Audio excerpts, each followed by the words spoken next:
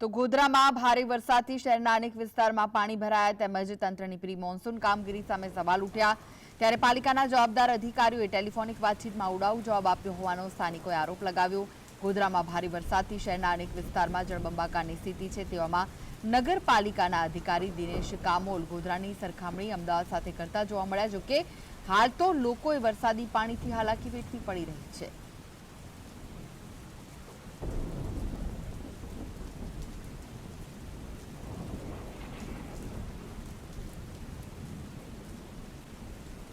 તો પંચમહાલના ગોધરામાં ભારે વરસાદથી લોકોને ભારે હાલાકીનો સામનો કરવો પડી રહ્યો છે। લોકોના ઘરોમાં પાણી ઘૂસી ગયા છે। શહેરના અનેક વિસ્તારોમાં જળબંબાકારની સ્થિતિ છે। ઘરમાં પાણી ઘૂસતા જે ઘર વખરી છે તેને નુકસાન થઈ રહ્યું છે। લોકોનું જે જીવવું હરામ થઈ રહ્યું છે। ગોધરાના અનેક વિસ્તારો પાણીમાં ગરકાવ થઈ ગયા છે। નગરપાલિકાની પ્રી મોન્સૂન કામગીરીની ધજિયા ઉડતી જોવા મળી રહી છે। લોકોને હાલાકી છે પરંતુ તંત્રના અધિકારીઓ ઉડાઉ જવાબ આપી રહ્યા છે। ત્યારે પંચમહાલના ગોધરામાં ભારે વરસાદથી સમગ્ર ગોધરા જળબંબાકારની સ્થિતિમાં છે। અનેક જે નીચાણવાળા વિસ્તારો છે ત્યાં પાણી ભરાઈ ગયા છે। રસ્તાઓ પર પાણી ભરાઈ ગયા છે। લોકોના ઘરોમાં પણ પાણી ભરાઈ ગયા છે જેના કારણે જનજીવન પણ પ્રભાવિત થયું છે।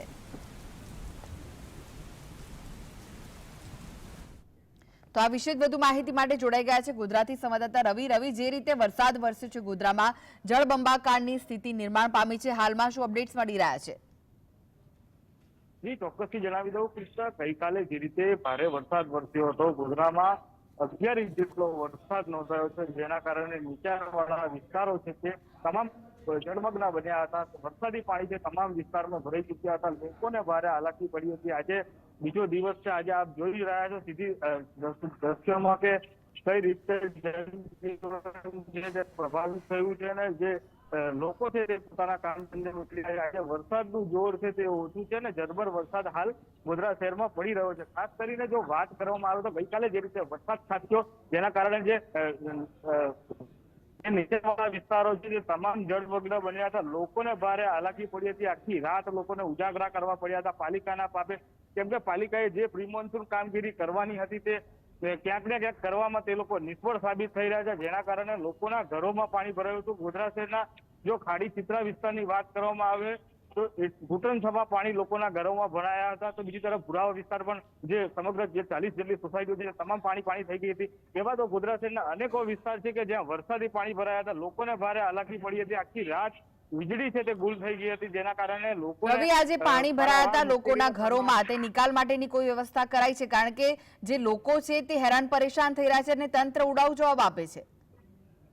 જે રીતે ગઈકાલથી જીએસટીવીમાં જે અહેવાલ પ્રસારિત કરવામાં આવ્યો હતો ને ત્યારબાદ જે નગરપાલિકાનું તંત્ર છે તે સફાળું જાગ્યું હતું અને જે નીચાણવાળા વિસ્તારોમાં જે કામગીરી કરવાની થાય તે નગરપાલિકા દ્વારા હાલ તો કરવામાં આવી છે તેવું જાણવા મળી રહ્યું છે। પરંતુ જે રીતે ગઈકાલે એક નગરપાલિકાના જવાબદાર જે અધિકારી છે જે ગોધરા શહેર સમગ્ર જળબંબાકાર હતું ત્યારે આપણે તેઓને ફોન કર્યો હતો કે ભાઈ આ વિસ્તારમાં પાણી ભરાયા છે, લોકોના ઘરોમાં છે, બહુ પરિસ્થિતિ ખરાબ છે, લોકોની હાલત ખરાબ થઈ ગઈ છે। તેમ છતાંય પાલિકાના જે જવાબદાર અધિકારીનો જવાબ હતો કે અમદાવાદ જેવી તો સ્થિતિ નથી સર્જાઈ, નગરપાલિકાએ પ્રી મોન્સૂન કામગીરી કરી છે તો પછી આ પ્રકારના દ્રશ્યો કેમ સર્જાયા? સૌથી મોટો સવાલ એ છે કે જે રીતના ગઈકાલે જે દ્રશ્યો સામે આવ્યા હતા અને જે રીતે પાણી ભરાયા હતા, લોકોને પારાવાર હાલાકીનો, લોકોનો લાખોનો સામાન જે ઘર વખરીનો સામાન છે તે નુકસાન થયું હતું જેને લઈને લોકોને ભારે હાલાકી પડી હતી। લોકોનો સીધો આક્ષેપ હતો કે નગરપાલિકાને અનેકો વખત રજૂઆત કરવામાં આવે છે, દર વખતે આ વિસ્તારોમાં નીચાણવાળા વિસ્તારોમાં પાણી ભરાય છે તો પછી તંત્ર કેમ આયોજન નથી કરતું આગોતરા પ્રી મોન્સૂન કામગીરી? રવિ, હાલમાં કેવી પરિસ્થિતિ છે આ વિસ્તારોની? શું પાણી ઓસર્યા છે ખરી? લોકોના ઘરોમાંથી પાણી નીકળ્યા છે? જી ચોક્કસથી હાલ તો જે પાણી છે તે ધીરે ધીરે ઓસરી રહ્યા છે ને જે જનજીવન છે તે થાળે પડતું જઈ રહ્યું છે। જે રીતે ભારે વરસાદના કારણે લોકોને હેરાનગતિનો સામનો કરવો પડ્યો પરંતુ જે જવાબદાર જે નેતાઓ છે કે પાલિકાના જવાબદાર અધિકારીઓ છે ત્યાં